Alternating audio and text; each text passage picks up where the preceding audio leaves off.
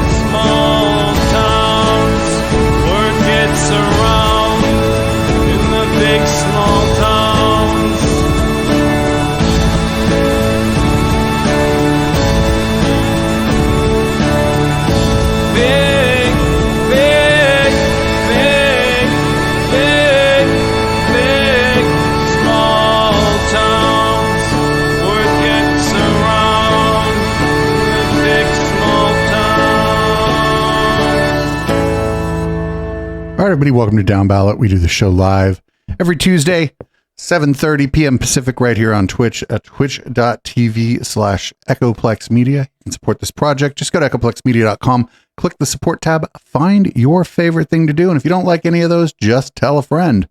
And then hope that person still talks to you. I'm producer Dave. You can find me on Grindr. Welcome to Downballot, everybody. This is the Councilman. You can find me on X at THE_Councilman.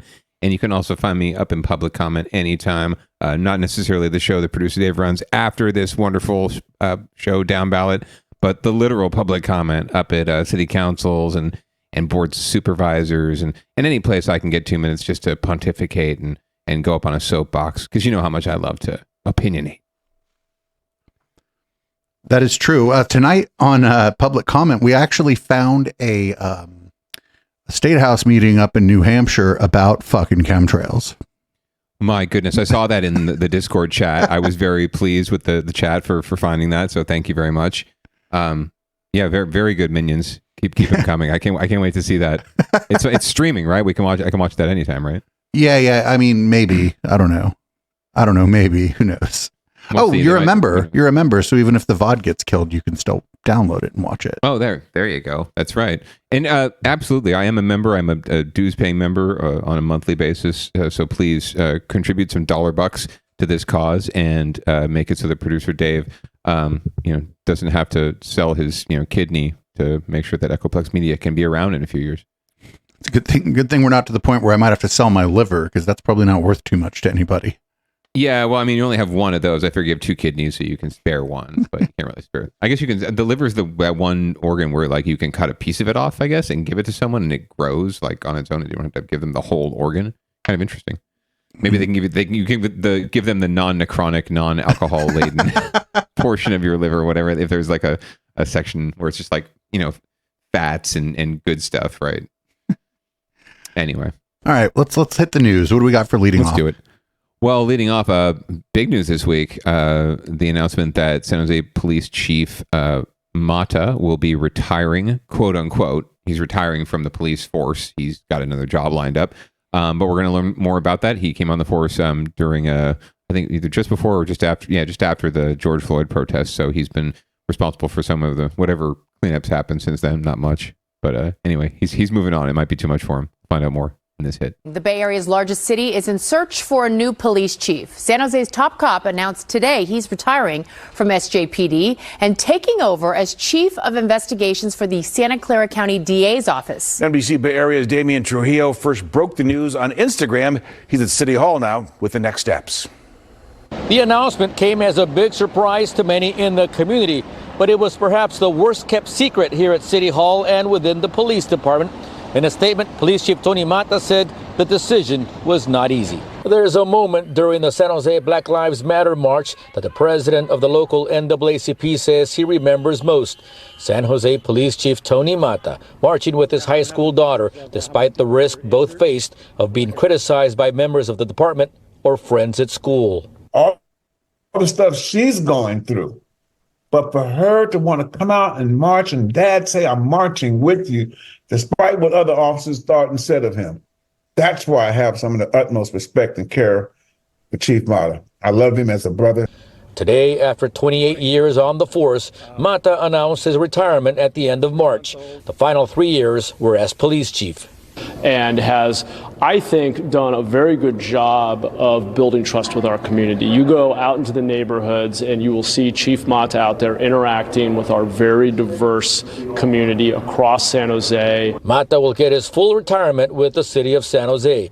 The city is still doing the math on how much that adds up to. His new job will be down the street from the police department inside the DA's office. In a statement, the chief pointed to his collaboration with community groups and city leaders in helping him run the department effectively. He leaves at a time when homicides in San Jose are at national lows, and his detectives have solved almost all of them. Now the search is on for a new chief. Someone who's going to build on that foundation of community engagement, community policing, trust and transparency, and earning the respect and trust of both the rank and file officers as well as community members. Community groups say they'll be hands-on during the recruitment and hiring process. I'm not going to say I would like to be a part of it. We expect to be a part of it.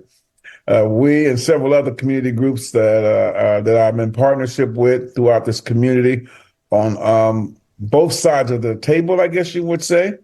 I expect us all to be part of the process of the interviewing and the selection of a police chief. The city manager will begin that nationwide search, which no doubt will include internal candidates and narrow the list to 3 finalists. Then the city council will vote to hire the person charged with protecting one of the safest big cities in the country. In San Jose, Damian Trujillo, NBC Bay Area News. Oh, there we go. One of the safest big cities. Well, that's amazing. Why'd the news do that? That guy's going to get fired. Well, we were one of the according to whatever, some dude, the safest big city in America 1 year back in the aughts, I think like 2007 or something. Anyway, that got into someone's head, and ever since we were not the safest big city in America, anymore. Everyone said we need to get back to being the safest big city in America. I have no idea what that means. It means as much as the dude who said we're the 9th best local news podcast in California. But it is what it is, and people buy into it, and it's rhetoric that voters can sink their teeth into. So that's what you hear. But Chief Mata was kind of do no harm. He I don't think he made anything worse. I don't think he made anything substantially better. And good on him. He gets to take his pretty much full police retirement. 28 years is just about full retirement. That's not quite 30. So he'll get like 90% of his salary while he's working full time, probably at the DA's office. So it's good money if you can get it. But it's not surprising. It's a really tough job right now. I wouldn't want it, and I'm amazed he lasted as long as he did. Do you have any ideas, any rumblings of who they're looking at? Oh, me for sure. I'm definitely putting I'm putting in for this. Absolutely. I want this job. And I'm uber qualified.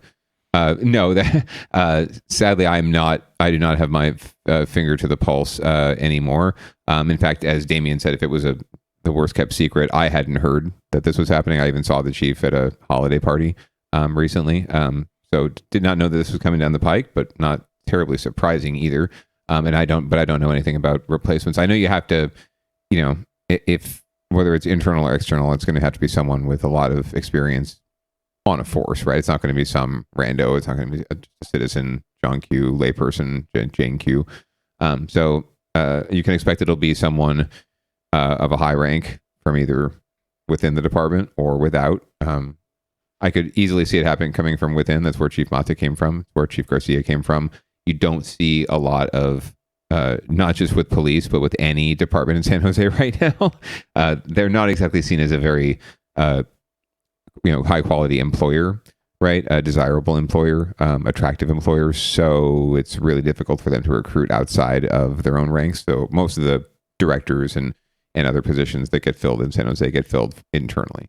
So I'm guessing that's the way it'll go down here. I don't see any other like assistant chief in another city, who'd have the qualifications thinking, yeah, this is the place I want to be.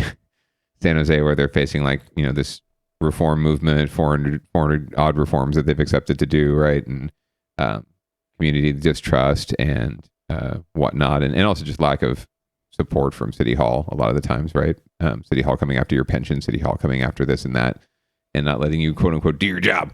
So I don't see this as being something where people are going to be beating down the door either.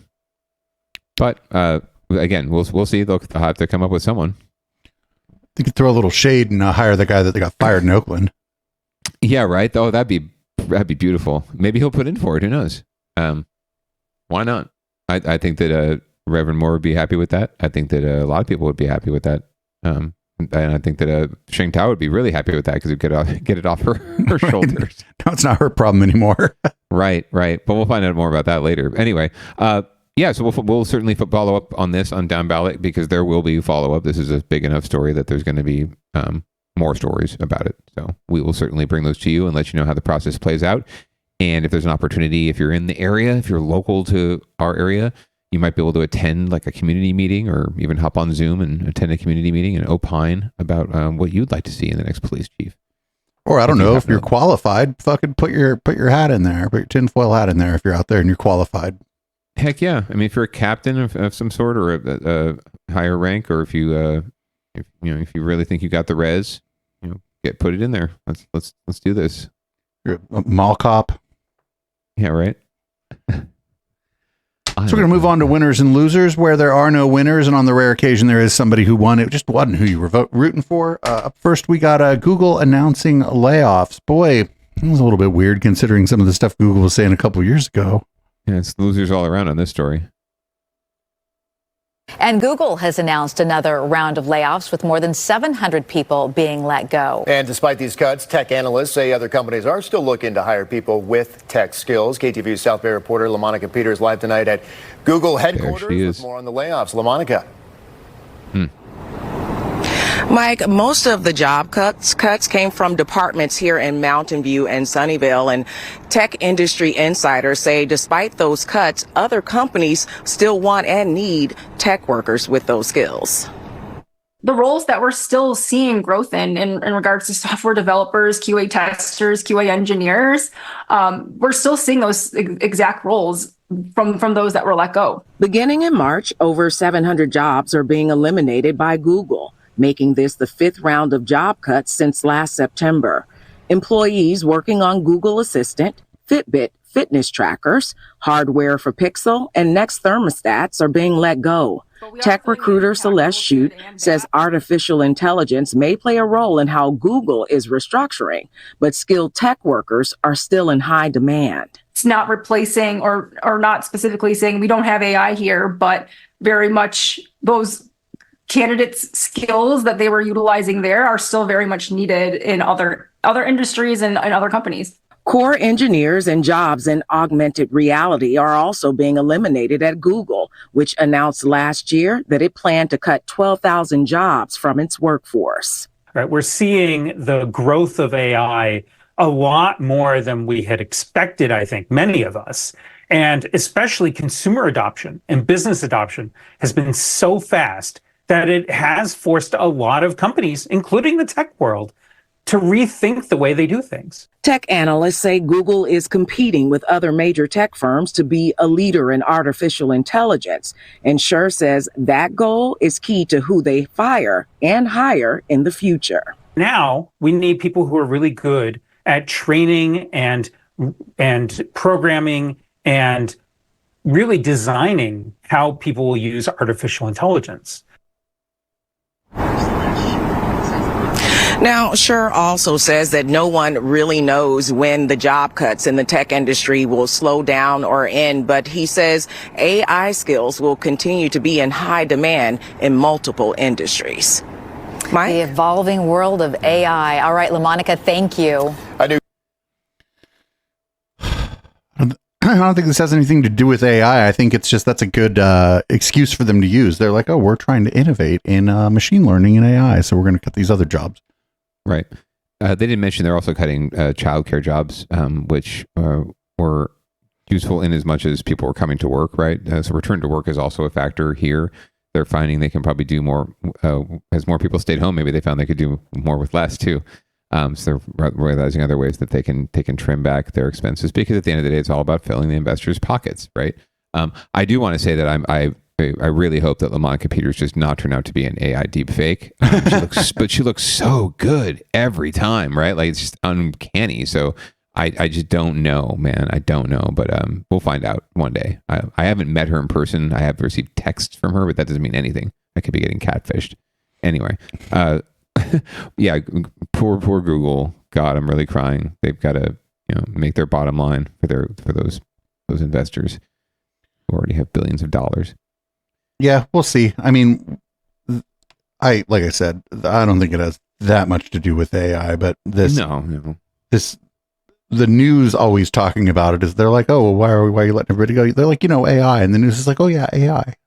Right. Yeah, it's super convenient right now, right? I've actually heard it in other contexts where they just someone just drops the letters AI, and I don't even know that they know what they're talking about, right, or what they're referring to.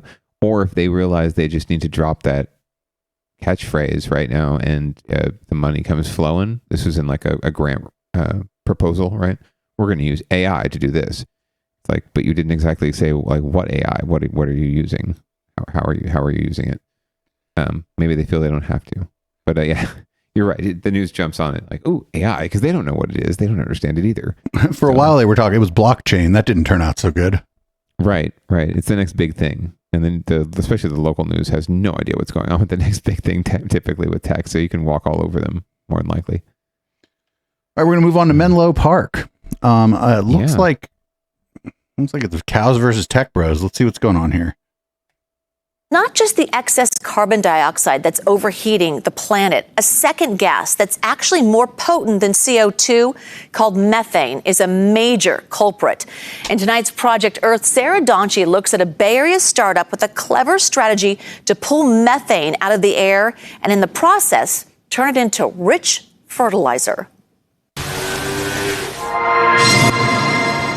Each year, every cow on the planet will belch a lot of methane. But they're not the only culprits. Part of the challenge with methane is it does come from everywhere. Josh Silverman is CEO of Windfall Bio, a startup located in Menlo Park. He explains methane emissions also come from coal, oil, and gas production, wastewater treatment plants, and landfills. So any place that you have organic material that is breaking down, degrading, rotting, it produces methane as a byproduct. Methane is a big problem. It's actually more potent than carbon dioxide. Methane not only warms the atmosphere more, but it also warms it much faster. This vial may hold the key. The liquid contains methane-eating microbes, usually found in soil. They pull methane out of the air. By eating it, the microbes then transform a climate-harming gas into a beneficial product, in this case, an organic fertilizer. The microbes are at the heart of what we do. Carla Risso is the director of microbiology. She says these soil microbes have dramatically declined around the world. Here at Windfall Bio, they're being nurtured, nourished, and cultivated. Basically, we know what they like, and we give it to them. So they will multiply and make tons more. This concept, this technology is really amazing. I got really excited, immediately decided to enter this field. Bioengineers Kaifeng Chen and Aram Balian are conducting experiments with the microbes to optimize their diet and cultivation. The fact that nature just produces this, it's out there, and we're seeing that they're diminishing. I want to make it my job to try to restore that population in the soils. We do see methane consumption, and our microbes are growing.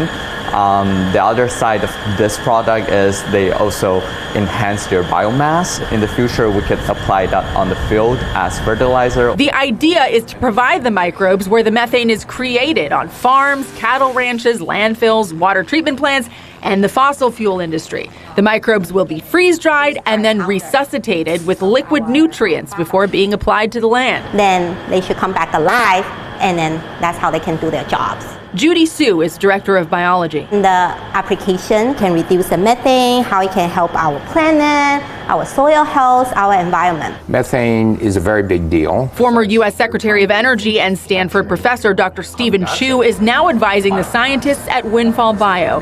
He believes their strategy makes a lot of sense. Why not capture? Well, I mean, they're paying him. Before it gets diluted, capture, prevent its release, turn it into an energy source, which seemed to be a really good approach. As for the scientists, they too want to make a difference. We need to focus on technology solutions that work. I choose to believe there is hope. Being in this job, it gives me optimism every day because I see how many exciting technologies, how many exciting companies are coming up just like our own, and really trying to make it their mission to reduce greenhouse gas emissions in the future and have this world be livable for our kids. In this case, all thanks to some mighty microbes. Oh, I thought this was going to be a little spicier. I thought somebody was going to be complaining about cows. Yeah, apparently not. They actually kind of like absolved the cows right off the bat. But fact of the matter is, cows actually and livestock do actually create quite a bit of methane. And belch it and fart it into our atmosphere every day, and at a completely unnecessary level, right? We spend so much of our land in our industrial complex supporting meat production, basically, for us to consume, and it's just not sustainable. It's not really healthy, and it's creating a lot more waste than it's helping. But in this situation too, it's like that for me, these kind of like capture and release, or carbon capture, or whatever, coal capture, CO2 capture programs, it's not really addressing the problem, the root cause, right? It's just saying we have a problem, we produce this, the cows produce it, but we rarely produce it. Our civilization produces this mess, and we're just going to clean it up instead of like figuring out how do we not produce the mess in the first place. That seems to be humans' solution to just about everything. So I would love to see someone come up with a solution for how we're going to not create so much methane in the first place, instead of this elaborate scientific process to create basically, fertilizer out of it. Yeah, and I mean, doesn't the methane eventually get released back into the One would think at some point, right? Like no matter where you infuse it, you put it into the ground. I mean, it's not like methane. I guess the idea is maybe they're breaking it down. Maybe it's no longer methane, right? It's just carbon and hydrogen atoms, or just carbon. Maybe they take something out. But yeah, it would seem to me if you're freeze drying it and you put it back in the soil, it's released again, and eventually it comes out again at some point. So it's just like with incineration and other things, right? Where we can just we don't need to worry about how much trash we create. We can just incinerate it. Like no, the energy and the waste that creates is even worse than having the trash sitting in a landfill. So we need to do more about just not creating so much waste. Pretty much all there is to it. Yep. So make sure you have a reusable diaper, producer Dave. Try a mechanical cow and eat a salad. Exactly. I'm having an Impossible Burger tonight with cheese and bacon.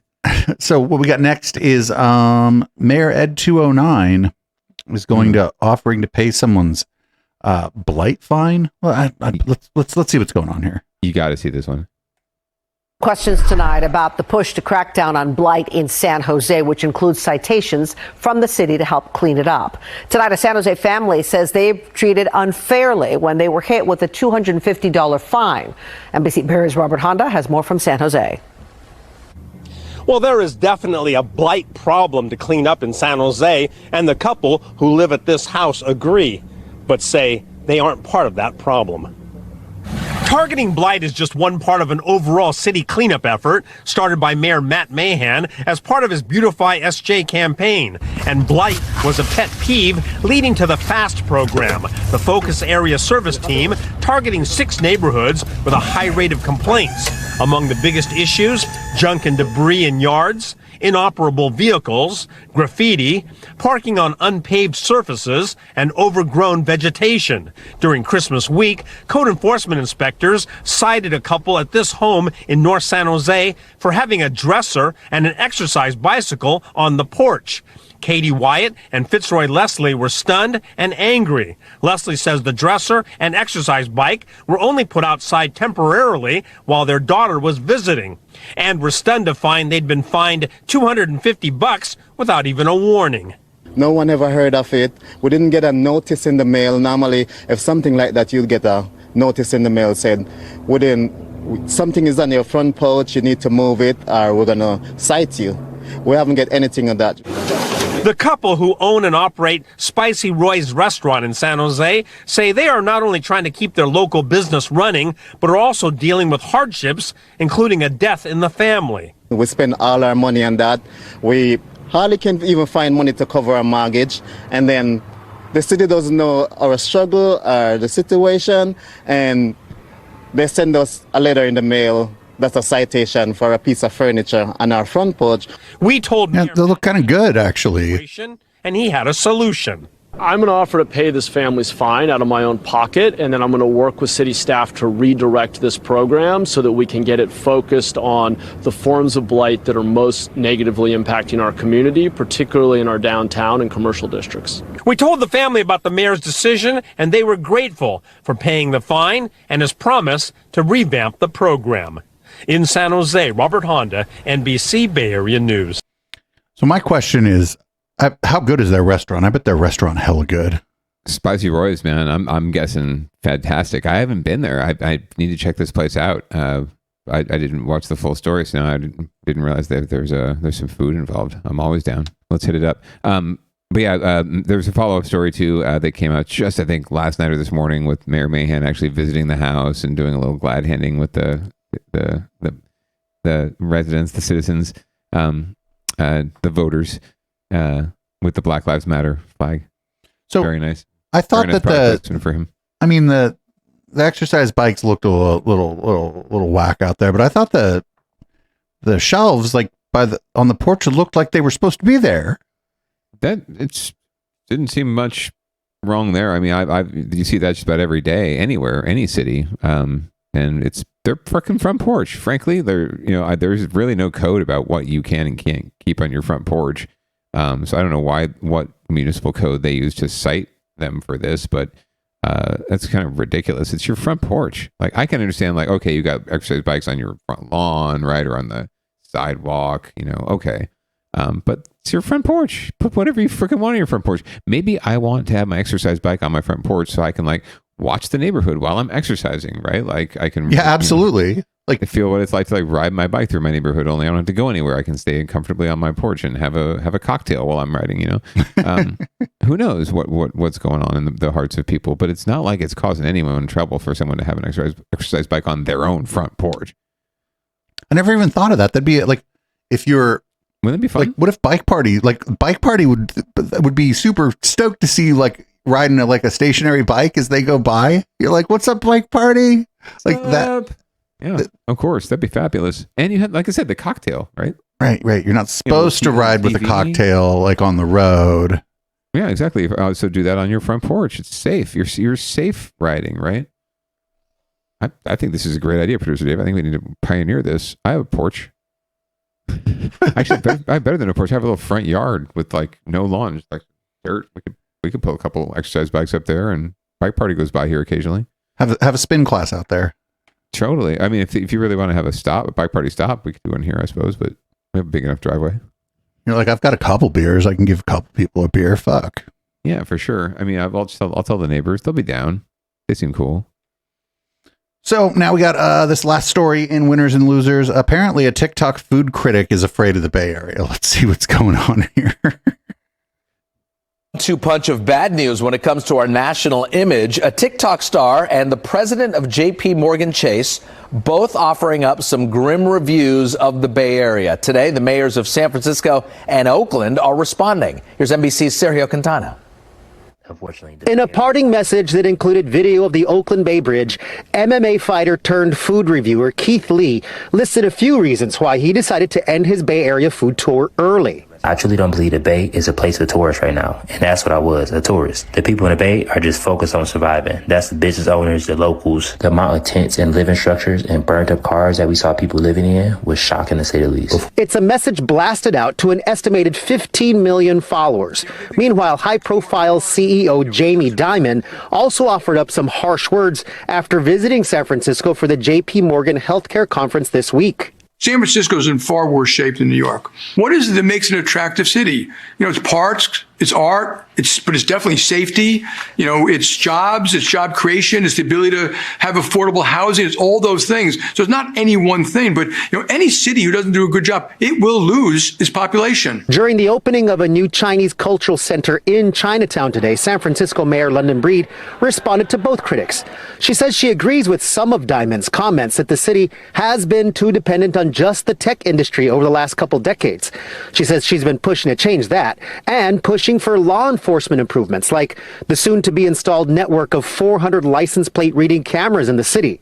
Mayor Breed also says some of Dimon's comments may not tell the whole story of his company's time in the city. What I am hearing and the conversations with JP Chase is, number one, we are coming back to San Francisco next year. Number two, we have more people at this conference this year than even last year. Across the Bay in Oakland, during an event calling for the recall of Mayor Sheng Tao, a local restaurant owner didn't mince words as he mentioned the latest TikTok from Keith Lee. Our businesses are dying. They're not dying because we have a bad product or a bad service. They're dying because people don't want to come to Oakland. Keith Lee has 15.3 million viewers. 15 million viewers. He cut his stage short and left because he saw the crime, the cars. In Lee's post, he also mentioned that he left a little bit early, in part because he had an allergic reaction to something that he ate at one of the restaurants. All in all, two very rough critiques for two cities that are desperate to attract more tourists. In a prepared response from Oakland Mayor Sheng Tao, she said in part she is fighting for a safer, more affordable, and more prosperous Oakland. Sergio Quintana, NBC, Bay Area News. Or the mayors could say, oh, well, then get out of here. Yeah, just GTFO. Also, if you have a food allergy, restaurants are prepared to deal with that. Even if you don't think the thing you're allergic to is going to be in the food, you could just mention, be like, hey, I have this allergy to, I don't know, fucking squash. Actually, if you have 15 million followers or whatever they said, we'd think you'd be a little more careful about yourself if you're doing a food TikTok blog, right? And they have 15 million people following you.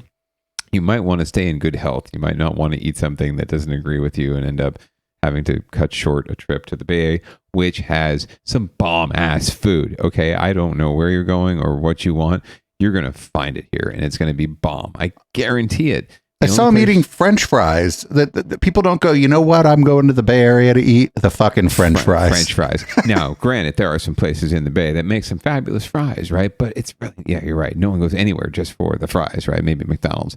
But the Bay has everything you could ever want, like Ethiopian food, Peruvian food, you name it, man. German food. Just go out and get it anytime you want. If you're afraid of what appears to be a bad neighborhood, I guess you're not going to go find the good food, are you? Seriously, just GTFO with this shit. And it's like it's the doom loop, right? And the fact that the local news decides to broadcast this and just continue it, right? And lift this guy up, right? This former MMA star turned food critic. Like, where do you get off telling me, what's good, man? I know what's good. I'm from the Bay. Like he said, maybe he's right. Maybe we're all just here surviving, and he can go F. I know a couple places. We've talked about the Mission a lot lately. I know a couple places in the Mission where you just cannot beat the food anywhere else in the city at any price. Yeah. And honestly, like that, if you're a former MMA star, you're afraid to go someplace in the city. I don't know about that, man. You look pretty stacked to me. I wouldn't mess with you. Well, anyway, we're going to go with Get Your Shit Together, and they could have done something nice for MLK Day, but instead they're like, Happy MLK Day. The Tenderloin is a garbage neighborhood. Here's their fucking hit on it. One piece of trash at a time. Volunteers helping clean up the streets of the Tenderloin in honor of Martin Luther King Jr. It's in my mother's legacy. She asked me when she was alive that as long as I'm alive to do service on the weekend of Martin Luther King. Excellent turnout, bigger than we expected. More than 100 people volunteering Sunday at Glide Memorial Church's Day of Action, including this mother-daughter duo. We both really believe in service and supporting the community that we live in, so this seemed like a good day for the two of us. People are really engaged and being part of this effort to really, engage with community and to help our homeless individuals. Volunteers handing out toiletries, socks, and other items to help those struggling on the streets. They're wonderful people, and they need, they just happen to need support and help right now. So it's great. It's great to be able to do that, and Glide is a perfect organization to do it with. I know a lot of people give the notion that like the TL is a very scary place, and that's not really the case. Classy Martin grew up going to Glide Memorial Church and has close ties to the Tenderloin. There's people that are in need here. It doesn't make them scary. In fact, volunteers like Freeman Best say a little love goes a long way. What motivates you to do it on such a consistent basis? Love. I love people. And I don't look down on anyone. I think everybody's special. We got hygiene kits and we have Kara Campbell, ABC 7 News. Martin Luther King in his famous speech was like, I have a dream that one day the Tenderloin will look like Orange County.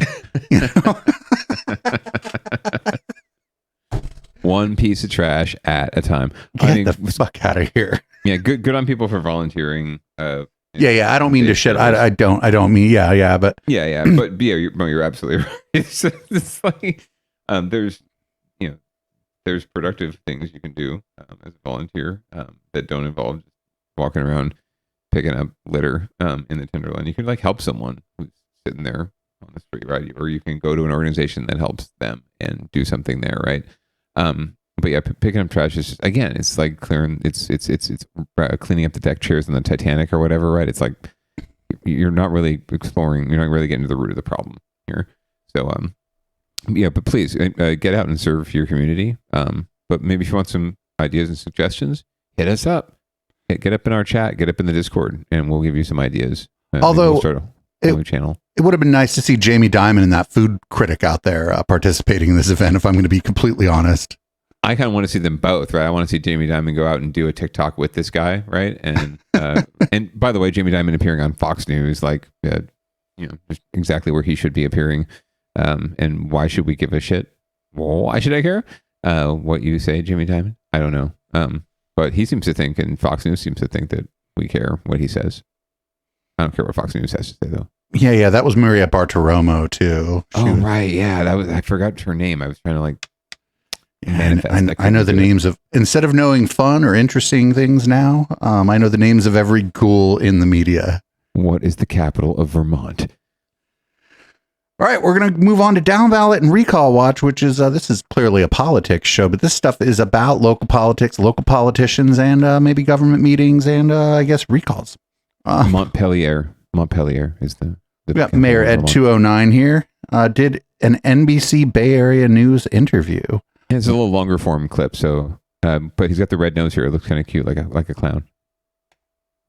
We're moving you forward this morning, finding solution with San Jose losing its police chief just this week, announcing his retirement. Concerns over traffic deaths as well, and new efforts to help South Bay residents just make it in the Bay. There is a lot on Mayor Matt Mahan's plate in 2024, and he joins. Most of it you can't afford. Thanks so much, first of all, for being here. Nice to have you. So just a couple of days ago, it's been such an eventful week. Oh, they're on like a 2 or 3 second delay. I get pissed off when we're like a half second off because of your Wi-Fi. Did you hear how far back he's hella far behind? Yes. Yes, I heard that. Chief Anthony Mata decided he's resigning. Did he talk to you ahead of time? How did you find out about that? What are your plans moving forward? Yeah, thanks, Laura. Good morning. I counted 3 seconds. Happy New Year. He's retiring after 28 years with the department. He's been chief now for 3 years. And I'm grateful to Chief Mata because I think he's done a fantastic job of building trust with the community. Public safety relies on trust between the community and our officers. And you can find Chief Mata in neighborhoods across the city every week. He's out there engaging with folks. He encourages his officers to do the same. And they're big shoes to fill. So we will start a search. Our city manager runs the search. It will last some number of months, and then it'll come back to the council for approval. So we'll have to let that play out. But we've got very talented leadership within the department. And San Jose, being the safest big city in the Bay Area, is a very desirable place to be a chief. And I'm confident we're going to have strong recruits from across the country. Yeah, of course, we want to keep the biggest city in the Bay Area safe. And recently as well, San Jose has said the number of traffic fatalities was actually down following a record year that was set back in 2022. The city is still taking steps to try to cut down on these accidents? Absolutely. I mean, the good news, as you mentioned, is that we're down about 28% year over year. The bad news is we still have very dangerous roads. And we have got to take a multi-pronged approach. As we rebuild our police department, my first budget, by the way, doubles the rate at which we hire police officers. We're investing in enforcement. We have to hold people accountable for following our traffic safety laws. We're also using technology. We've deployed automatic license plate readers. Later this year, I hope that we'll be able to deploy speed safety cameras. We're doing education, and we're investing in our roadways. We just received a competitive grant from the federal government, about $13 million, to make our most dangerous intersections safer. So it's going to take multiple different strategies, but it's a really good sign that after years of increases, we've seen a significant drop in traffic fatalities. And the work of the people that live here as well to cut down on those speeds and just be more aware out there.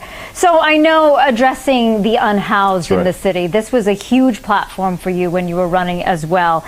Talk to us about the direct actions that you've already actively been taking, what you see in the future. Yeah, this is the issue, not just in San Jose, but across California. We've got way too many people living outside. In fact, no one should live outside. I'm proud to say that year over year in San Jose, we brought down unsheltered homelessness by over 10%, again, after years of increases. I really attribute that to a big investment in interim housing. We need immediate solutions to homelessness. My view is that we have to build out basic, dignified shelter for every person living outside. And when it's available, we have to require that they take advantage of it. So I've been pushing faster, more cost-effective solutions, modular units, safe parking, safe sleeping, motel conversions. We also need to build affordable housing, but that's a very long-term and frankly expensive proposition. And in the meantime, no one should be left to live out in tents and vehicles across our city. So we're going to keep pushing on interim shelter and getting people stabilized faster. Yeah, and on these cold, cold nights, we think about it even more so. All right, is it the job you expected it to be so far? A lot on your plate. It's a fun challenge. We're a big, dynamic, diverse city, and I'm very proud to be mayor. I'm looking forward to the year ahead. All right. Well, good luck to you, San Jose Mayor Matt Mahan. Thanks so much for joining us.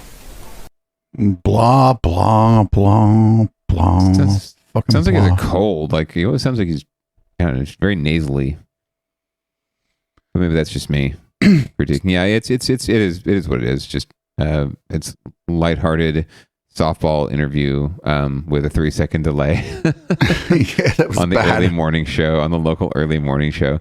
But he relies on this, and it's bread and butter for local politicians. People who vote still watch the morning news. It's just how it is. So he's doing his thing. He's doing what he has to do. But he's touting he's touting the numbers as they are, but he's not really telling the full picture of what he's been fighting for, what he fought for on the campaign trail, and now what he's fighting for as mayor, and then what is really on the table. So I like that we cover all the angles here on Down Ballot. So we regularly will return to this and his campaign rhetoric and make sure we're calling him on all of his actions. But if there's been a reduction in unsheltered homelessness, it's not Matt Mahan's fault. Honestly, it's not Matt Mahan's fault. It's not something he can tout even. It's for the work of a broad network of nonprofits and community organizations and government organizations coming together, and private philanthropy coming together to do as much as they can. But a 10% reduction is just that. It's a 10% reduction. That means there's still thousands of people living on the streets. So we have to do something about it. And there's only so much you can do now, right? Again, solving the problem and the cause would be more beneficial. And I mean, these things are going to ebb and flow. It's the snapshot in time when they do the count is going to be, it's just bound to be inaccurate. Like, of course, it's impossible to be like, it's not like the census where someone can, when I was counted not this last time, but the time before, I had a census taker come to my house and knock on my door 3 times, right? They wouldn't be able to do that necessarily with someone who's unhoused, right? Right. So there's just you're right. There's no way you can have an accurate count. That's why they call it the point in time count anyway. 'Cause it's like, but there's really no tracking it either. So it just tells you where you're at right now. And it's not good, no matter how you look at it. Whether you're up or down 10%, it really wouldn't matter. It's thousands of people are living on the street. So we're going to move back up 880 to Oakland. Here's another rally against the Oakland mayor and the Alameda County District Attorney. Get on, Bart. There was a rally today outside of the West Oakland market where a longtime clerk was shot and killed. Speakers say elected officials aren't doing enough to crack down on violence. Our crime reporter Henry Lee was there, and he joins us live from Oakland tonight with what they're saying. Henry. Christina, they're fed up with the mayor and the DA, saying there have been too many lives lost on the streets of Oakland and that more needs to be done. Nobody should not go to work fearing that one day they might get killed. There is no tomorrow if we don't do something today. Local community leaders rallied outside Orlando's market in West Oakland almost a week after longtime clerk Maged Alazani was shot and killed during a pair. Oh, I've been there. Alazani, who is from Yemen, was a father of 4 sons. Very well known to the community, and it's very, very sad that we have to go through this. Not just in our community as a Yemen American community, but as a whole of communities in the city of Oakland. Speakers blasted Oakland Mayor Sheng Tao and Alameda County DA Pamela Price, saying they're not doing enough to tamp down on crime. Both are the targets of recall efforts. There has to be consequences for those criminals. When I say those criminals, most of them are repeated offenders. And they're hurting everybody. Retired Judge Brenda Harbin-Forte told me she's not taking a public stance on the DA, for whom she swore in, but she says she wants the mayor out. She needs to go. There have been too many deaths, too much blood on her hands. too many failed businesses, and we have to get rid of her. Our businesses are dying. They're not dying because we have a bad product or a bad service. Ooh, we saw this clip twice. Derek Johnson is founder of Home of Chicken and Waffles in Jack London Square. I had a customer last night celebrating his birthday, go to get his car was stolen. Had to sit there, wait over an hour and a half for police who never showed. Sister had to come from San Jose to pick him up. We are angry. We're crying out for people to care about our communities. And as long as we are living in fear, you should be fearful of your seats. Tell me what democracy looks like. This is what democracy looks like. You suck at chanting. Now, this same group has been holding rallies at crime scenes all across Oakland. Their message to elected officials, they say, is very simple. Step up or step off. Live in Oakland, Henry Lee, KTVU, Fox 2 News. All right, Henry, thank you. I wonder, like, what they think, like, the mayor is supposed to do, like, to, in the short term, reduce violent crime in a city. Well, I'll tell you what, they aren't doing, right? They're saying that you need to step up or step off.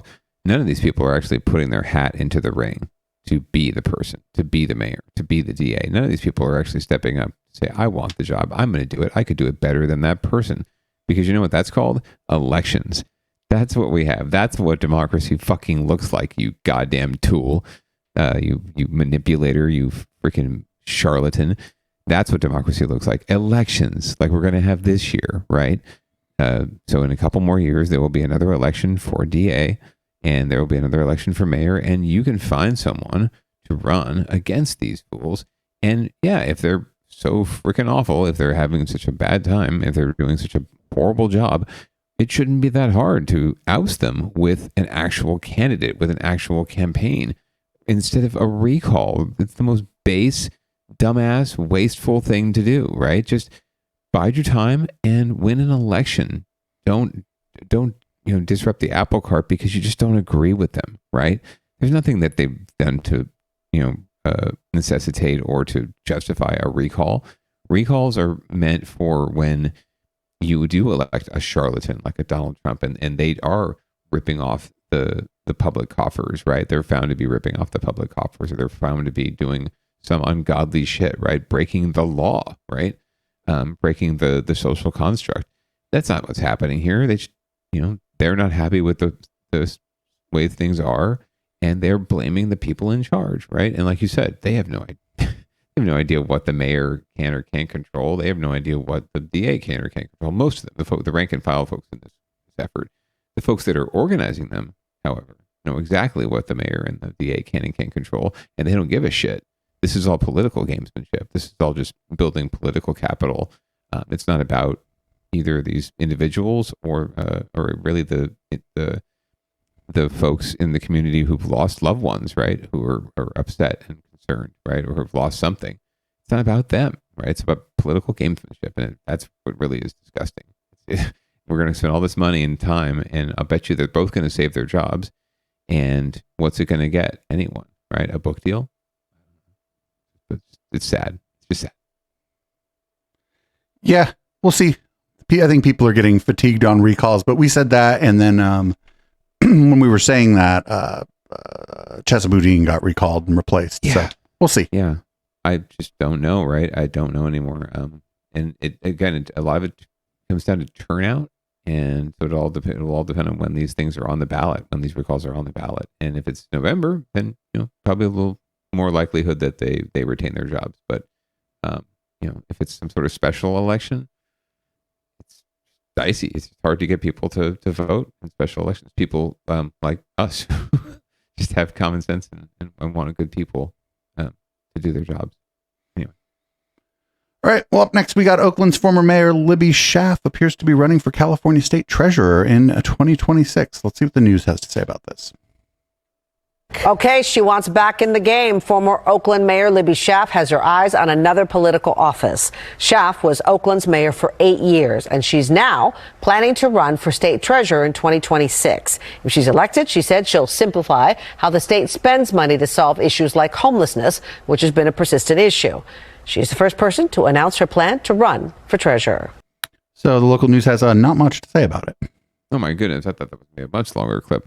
Well, this goes to show that anyone can have second, third, fourth, fifth lives. And it also goes to show that you plan ahead for elections. Libby Schaaf looking at 2026 for this race. So even a couple years out from now, but she's already getting out there, knows she has to raise money. Statewide races are not cheap. And she has to introduce herself to a whole swath of voters. I have no idea what the field looks like, what her chances are. But yeah, if Sheng Tao can, avoid recall, maybe her future lies in statewide office too, or not. Maybe she's running so that she can be recalled. Oh, there you go. That would, maybe she'll run and she'll steal a bunch of money. And then well, we're on to and another thing. It looks like we have two car versus structures. One of them is trees versus cars. And by the still on here, I can tell you who the winner is. Let's see what the news has to say about trees versus cars. Well, the roads are clear after a massive tree fell across a busy road in San Francisco's Golden Gate Park. But as Carrie was mentioning, there are some concerns because more wet weather is heading our way. Today in the Bay's Ginger Conejero Saab is live at Golden Gate Park this morning. And Ginger, I understand you were nearby when that eucalyptus fell? I was, Laura. It was my daughter's soccer practice, which is really just down the street from Crossover. Crossover is up the road from where we are this morning. And you can hear the sirens. You can hear everything going on when people were responding to what was happening when that 130-foot eucalyptus tree fell. Now, at one point, that massive tree actually blocked both the north and southbound lanes. It happened just around 4 o'clock yesterday afternoon. The tree fell on top of 5 cars, which were occupied by 11 people. And fortunately, no one was seriously hurt. Sandy Young was in the blue Tesla with her husband, son, and daughter. They were not hurt, but they were shaken up. We have glass rooftop, this big tree, and the concrete lamppost comes crashing down, and you hear this big boom, and all our windows crack. My first reaction was, is there blood? Because there was glass everywhere. Sounds terrifying. 2 people did suffer minor injuries. A spokesperson from San Francisco Fire says the difference in how all this played out came down to just seconds. Now, the vehicles were moving when this tree fell down. Had the tree fallen a second later, it could have been a much worse scene. Now, the cause of why the 130-foot tree, why it fell, that is still being investigated. That's still unclear now. And as we've been talking about the rain that we are expecting, kind of looking back to last January's storms and looking at how many trees fell down because of the rain, it's concerning to look ahead and see what possibly could happen. Laura? Oh, it really is, especially the size of that tree. Just huge out there. Glad everybody is okay. So the tree won. Apparently. In its last gasp, before being chopped and carted off. It definitely took out a Tesla, took out an SUV there, took out another car. But yeah, I was actually shocked to find that this happened while the cars were moving. I figured this was just during rush hour, through Golden Gate Park on the main drag. It's usually pretty backed up. So I could see that happening just to, pretty much parked cars, but this happened to moving cars. So yeah, they're right. Like if that had happened a split second later, instead of the hoods getting smashed in, right, it could have been the front seats. That lady who was in the car, in the Tesla, actually said something along the lines of, the first thought that went through my head was, are we dead? Right? Like, just don't know, right? It's never happened to me. Anyway, but yeah, good on everyone for surviving. And I bring on all the rampant people saying eucalyptus trees are not native. And this is exactly what happens with non-native trees. We need to have more native trees. But absolutely, the rain caused this, and the wetness, and the oversaturation of the ground. But also maybe that they are non-native trees. And up next, we got a car flying off an overpass. I don't know if there's a winner or anything here. Actually, we'll have to see here. No fatality, at least. So there you go. That's good. We like covering these. We don't cover these when there's fatalities. I try to make sure these days. Yeah, not great. Not like, hey, everybody, let's have a little laugh at somebody dying in their car. No, not that's not the show. No, it's not really the show. Also, a dramatic overnight crash landed a woman in the hospital. It happened as a woman took the Harrison Street off-ramp off of I-80. Today in the Bay's Chris Sanchez joining us from the newsroom this morning. And a video may make you wonder, like, how did that woman survive, Chris? This was a wild crash that a viewer sent to us. It will serve as a reminder to wear your seatbelt. This is the moment when the woman in that car took the Harrison Street off-ramp off I-80. As you may know, that's an elevated off-ramp. The CHP says she was going too fast and lost control, launching into the air off the on-ramp into a building and then dropped to the Sterling Street on-ramp below. Now, this is the aftermath of that scene. The CHP reiterates that woman survived because of her seatbelt, though she did not walk away unharmed. She was taken to the hospital. Her condition at this point is unknown. Now, some numbers to consider. In 2021, more than 26,000 people in the U.S. died in vehicle crashes. Nearly 15,000 people's lives were saved by seatbelts, and it's estimated that more than 2,500 more would have lived if they were wearing seatbelts, according to 2017 data by NHTSA, the National Highway Transportation Safety Administration. As for that overnight crash in San Francisco, the CHP is still investigating whether perhaps there was another factor other than speed. Marcus and Laura? All right. I'm so glad she survived that. I mean, wow. So that person was fucking cooking it. For a second, I thought there's another off ramp. I think it's the Van Ness where I could see you biffing pretty easy. But that was that 80, 100 miles an hour or something. I mean, had to be and out of control too. Just going straight without, straight off. Slow the fuck down. Seriously, it reminds me of Speed, right? The bus jumping that impossible jump on the off ramp. But shit, if you're going 80 or 90 miles an hour, it's possible in a smaller car. Yeah, definitely slow down. Stop doing whatever you're doing. Stop checking your text. The text is not that important, folks. Look at all those numbers, right? Wear your seatbelt at least. You're gonna be a dumbass. Be a smart ass for 1 second and wear your seatbelt. And that way you won't end up on down ballot. Okay. Well, that's the show. We made real good time tonight. You want to read the show out? My goodness, we did. Well, thank you so much, Producer Dave and audience, for joining us as always. We do this every Tuesday night at 7:30 Pacific, except when we don't. But we're coming to you live because we love to talk about local news and local politics and derp. So please send us all of it up in the Discord chat. Please follow us on all the things. Please download us on all the things. Keep us the 9th best local news podcast in California. We want you to go out and get vaxxed. Wear your mask, and pants are completely optional. Stay tuned for public comment. This is Audible Smoke, and you were listening to Echoplex Media.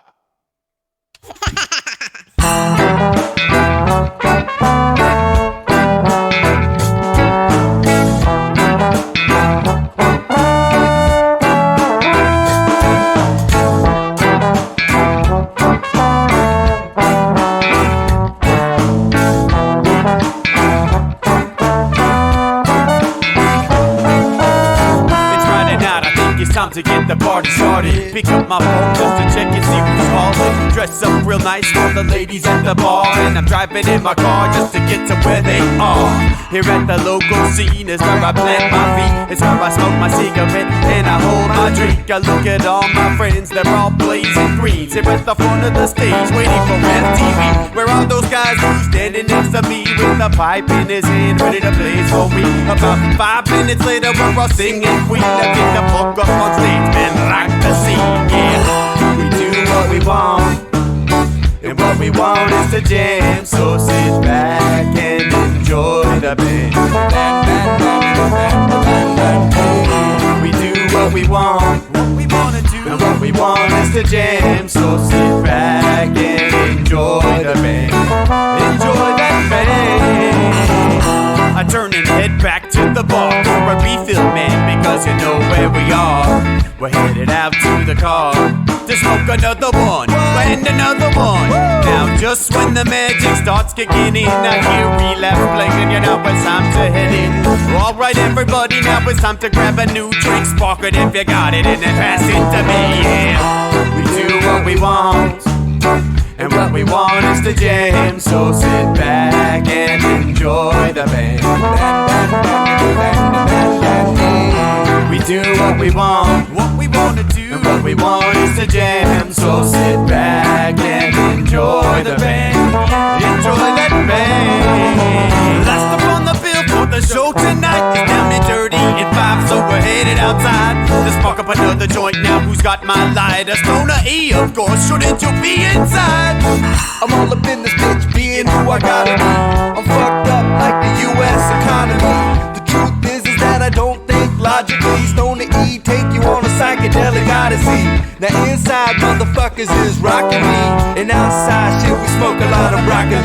Rocky the roller, yo, that sexy girl be jocking me. Ain't too drunk to fuck, but I'll probably do it sloppily.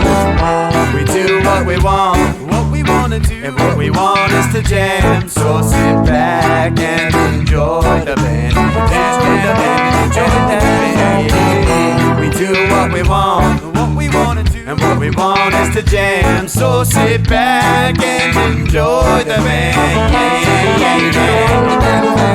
All they say, that he like jamming, and they hope he like jamming too. Well, I gotta say, think about we do.